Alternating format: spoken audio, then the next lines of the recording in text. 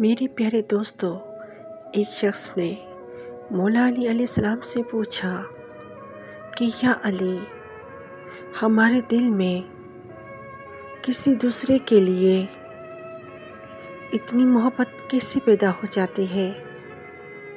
कोई अजनबी जिसे हम जानते भी ना हो, अक्सर वो हमारे दिल को इतना अच्छा क्यों लगने लगता है। मौला अली अलैहिस्सलाम ने फरमाया कि अल्लाह ताला ने दुनिया कायम करने से पहले तमाम इंसानों की रूहें पैदा की और तमाम रूहें एक जगह पर जमा की थी। वहाँ पर मौजूद रूहें एक दूसरे की ज़्यादा करीब थीं। जब वो दुनिया में हमारे सामने आती हैं तो मोहब्बत हो जाती है।